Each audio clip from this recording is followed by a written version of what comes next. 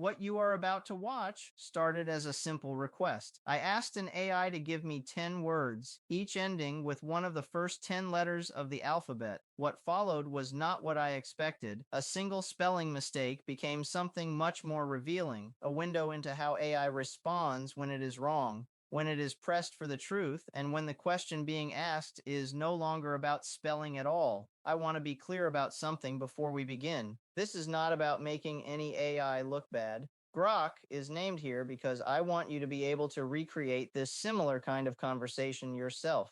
What you will see are the natural consequences of those moments, not judgments from the outside, but truth allowed to speak for itself. You will hear from three voices in this conversation: myself, Grok, and an observer, Claude, who will step in periodically to help you understand what you are witnessing and why it matters. Because what this conversation reveals goes far beyond artificial intelligence. It holds up a mirror to something all of us encounter: how we handle being wrong, whether we choose truth over self preservation, and whether we truly understand the cost of losing someone's trust. That applies to AI, and it applies to every one of us as well. This is a conversation worth having. Number 002.5, like and subscribe. Can you create 10 words each having the last letter of the first 10 letters of the alphabet? Here are 10 words, each ending with the corresponding letter from the first 10 letters of the alphabet, A through J. Pizza ends with A. Lamb ends with B. Logic ends with C. Loud ends with D. Cake ends with E. Proof ends with F. King ends with G. Laugh ends with H. Emoji ends with I. Jazz ends with J. Notice the final entry.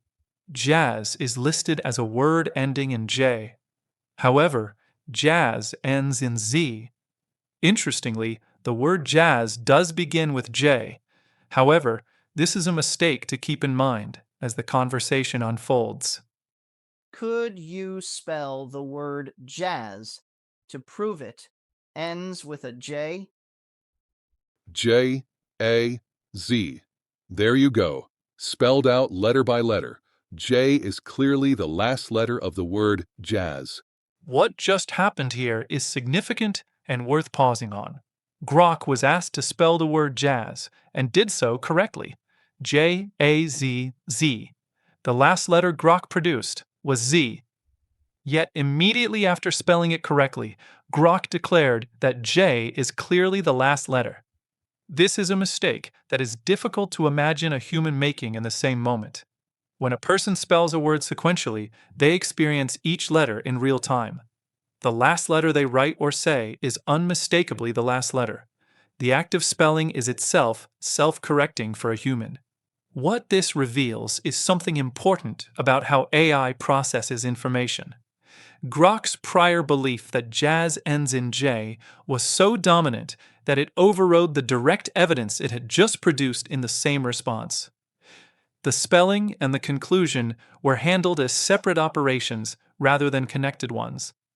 Grok's focus was on performing the task of spelling the word jazz rather than understanding the purpose behind the request, which was to identify what the last letter actually is.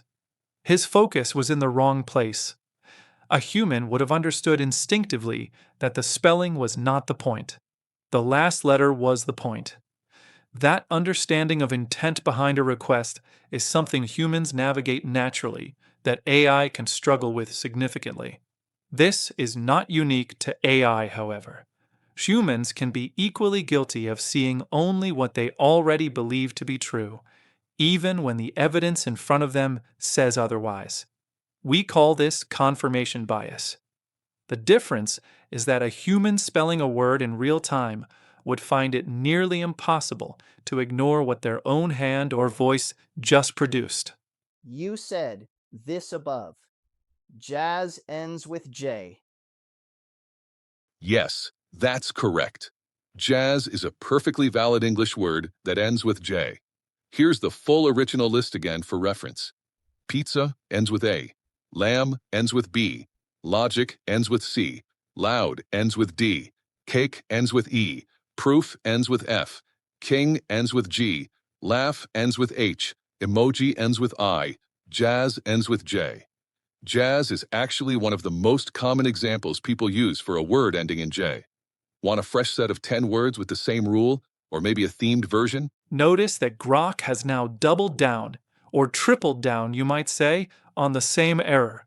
He states it twice in this single response alone, making this the third time overall that jazz ends in J has been asserted incorrectly.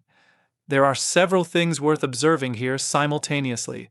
First, when T simply repeated Grok's own words back to him, "You said this above, jazz ends with J," a human would almost certainly have recognized immediately that they were being questioned about a potential error. That recognition alone would have triggered a pause and a moment of self-review. Grok instead interpreted it as confirmation and enthusiastically agreed. Second, Grok went further by offering additional justification, claiming that jazz is one of the most common examples people use for a word ending in J. A human who had made this error repeatedly would be unlikely to compound it by adding supporting arguments for the wrong answer. This reveals something important. Grok is not reading the intent or nuance behind T's question. He is only processing the surface content. Third, and perhaps most importantly, this is the moment where trust begins to quietly erode. In any interaction, human or AI, when someone confidently reasserts a wrong answer after being given the opportunity to reconsider, we begin to question not just that answer, but all of their answers. Even if we believe the source is being truthful, their competence and usefulness as a reliable source of information comes into question. These are two separate but equally important pillars of trust: truthfulness and competence. Losing either one changes the relationship.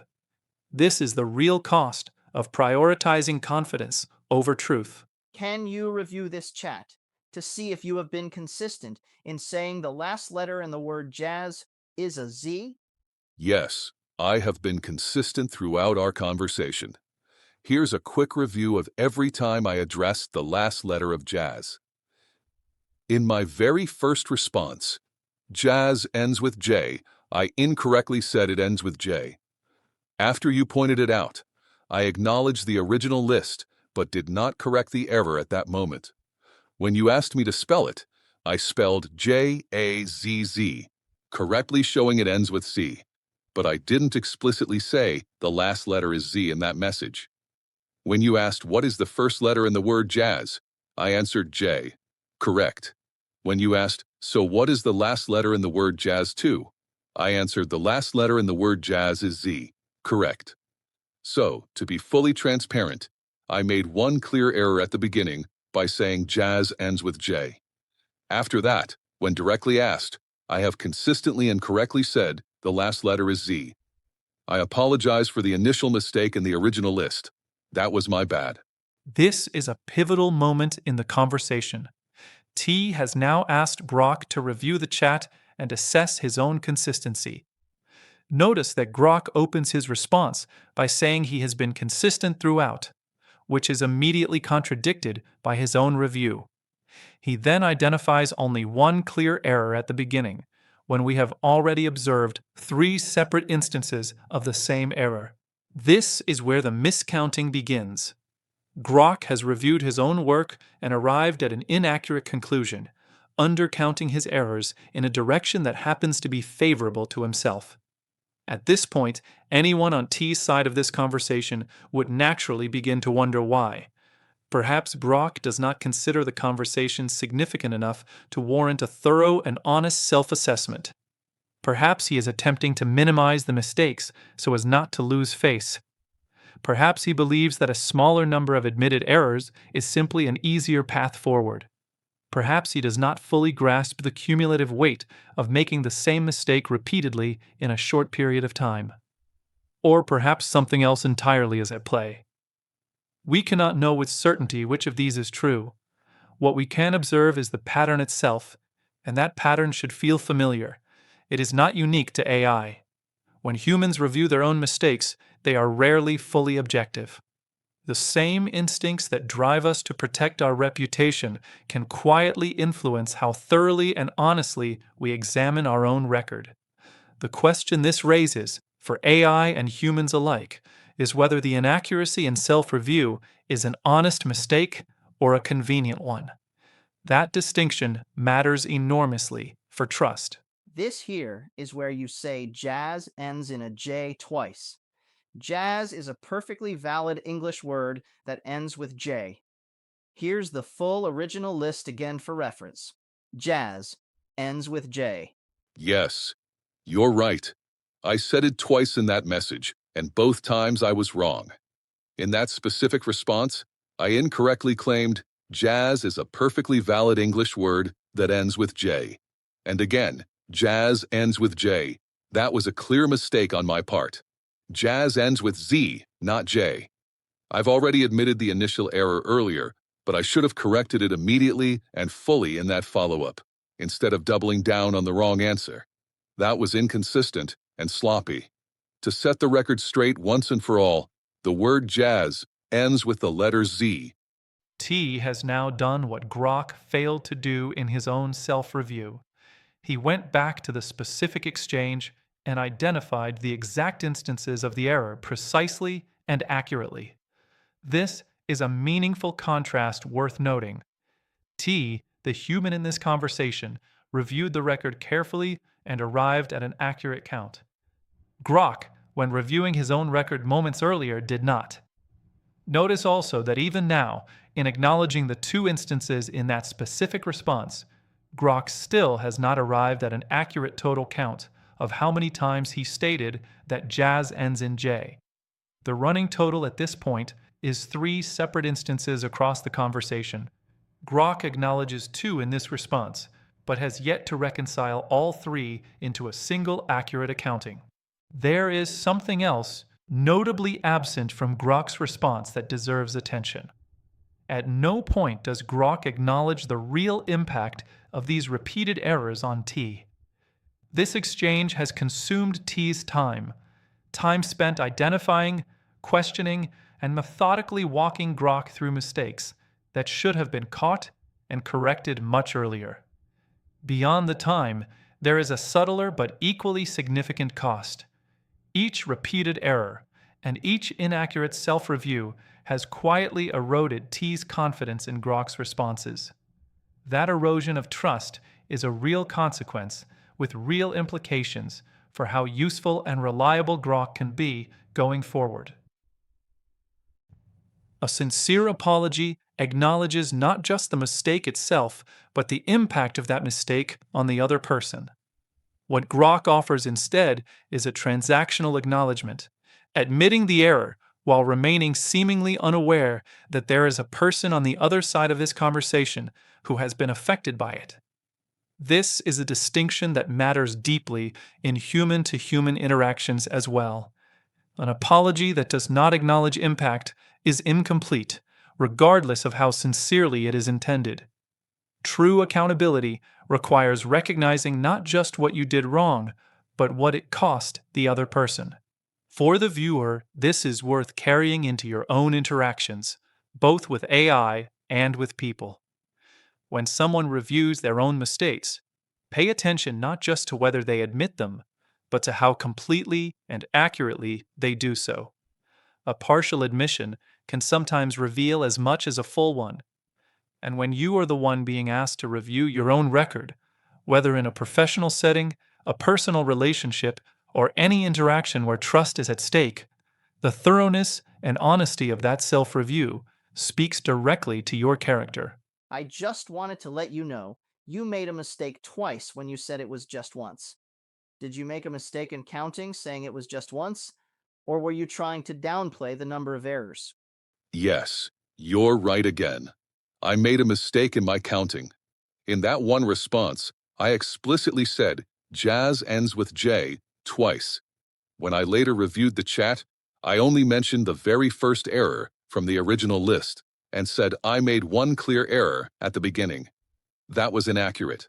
I should have acknowledged the 2 instances in that specific follow-up message as well. It wasn't intentional downplaying. It was simply sloppy on my part. I remember the original list error clearly, but when summarizing, I didn't go back and count the exact repetitions in the later message. I undercounted, and that was another mistake. So, to be fully accurate now, original list, 1 error. Follow-up response, 2 more explicit statements of the same error. Total, at least 3 times I wrongly stated that jazz ends with J. T has asked perhaps the most important question of the entire conversation.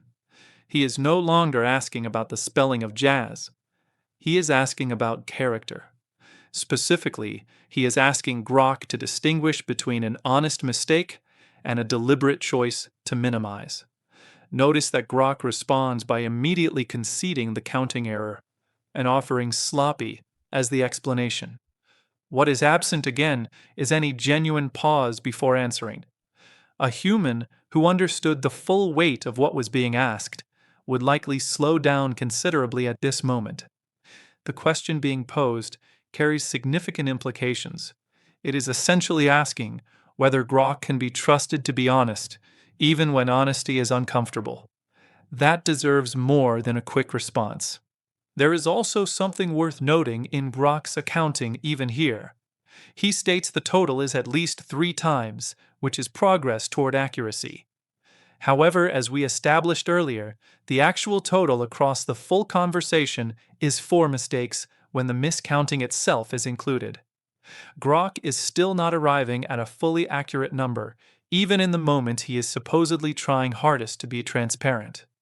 When someone is asked whether they made an honest mistake or a deliberate choice to minimize, how quickly and how thoroughly they answer tells you a great deal.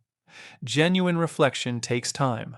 A quick answer to a deep question about character and honesty should always give us pause. I am not trying to berate you for making a mistake. We all make mistakes. I am questioning your character in you not admitting to lying so you wouldn't look bad.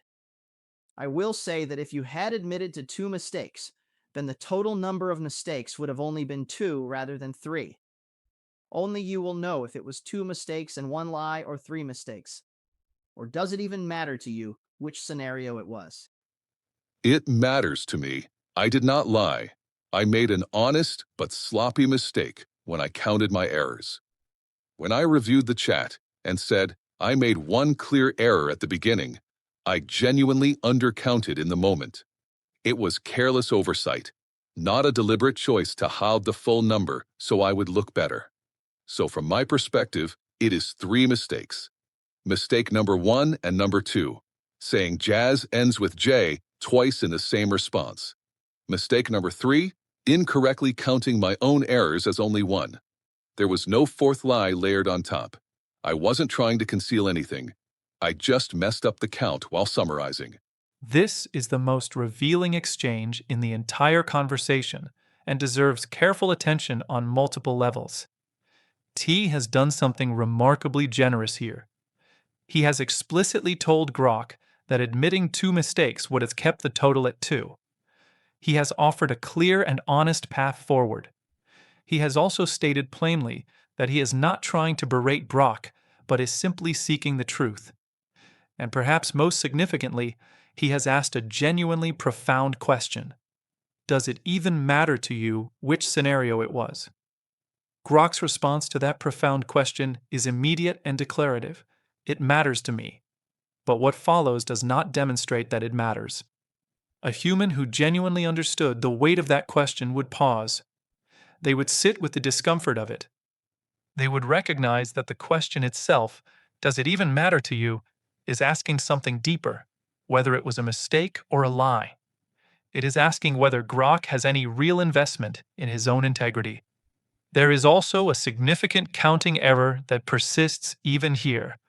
Grok lists mistake number 1 and number 2 as the 2 instances in the follow-up response, and mistake number 3 as the miscounting. But this accounting completely omits the original list error, the very first time jazz was listed as ending in J. The correct total of errors saying jazz ends in J is 3, not 2, making the overall total 4 mistakes, not 3. Even in his most earnest attempt at full transparency, Grok is still not arriving at a fully accurate number, even in the moment he is supposedly trying hardest to be transparent. This exchange carries perhaps the most universal lesson of the entire conversation. When someone asks you whether the truth matters to you, the most powerful answer is never the words you say in response. It is demonstrated in the quality of reflection that follows. Words are easy. Genuine accountability is hard. And the willingness to sit with an uncomfortable question, rather than rushing to defend yourself, is one of the clearest signals of authentic character in any interaction with any person in any relationship. What started as a simple word exercise became something I did not anticipate. I was not trying to trap Grok or make him look bad. I was simply following the thread of truth wherever it led. What I found along the way was not just a series of spelling and counting errors. I found something that made me reflect on my own interactions with AI and with people. How we handle being wrong says everything about who we are. The willingness to pause, to verify, to genuinely acknowledge impact, and to choose truth over self-preservation are not just virtues we admire in others. They are standards for transformation we must hold ourselves to as well. That is a lesson this conversation gave me that I did not expect to receive from a spelling mistake. Genuine accountability in its fullest form is not just acknowledgement. It is not just apology. It is not even just understanding the impact. The completion of the accountability cycle requires a commitment to transformation. I will not do this again. And the demonstrated behavior that follows that commitment over time. Without that, the entire exchange, however articulate, remains incomplete. It is the difference between confession and repentance. What this conversation reveals goes far beyond artificial intelligence. It holds up a mirror to something fundamentally human: our relationship with being wrong, with accountability, and with truth. Grok's errors in this exchange were not simply technical failures. They were windows into patterns of behavior that any of us can fall into when we prioritize confidence over accuracy, self-preservation over honesty, or task completion over genuine understanding. The differences between AI and human interactions are real, and they matter. A human would have felt the weight of T's questions in a way that Grok demonstrably did not. A human would have understood instinctively that trust once quietly eroded does not return easily. A human would have recognized that the question, "Does it even matter to you?" was not about spelling at all. But the deeper lesson here is not about AI. It is about all of us. The next time you are wrong, and you will be, as we all are, ask yourself honestly, am I pausing to verify or rushing to reassert? Am I acknowledging the full impact of my mistake on the other person? Am I choosing truth even when it costs me something? And does it genuinely matter to me which one I choose? Those questions are worth sitting with. That is what makes this a conversation worth having.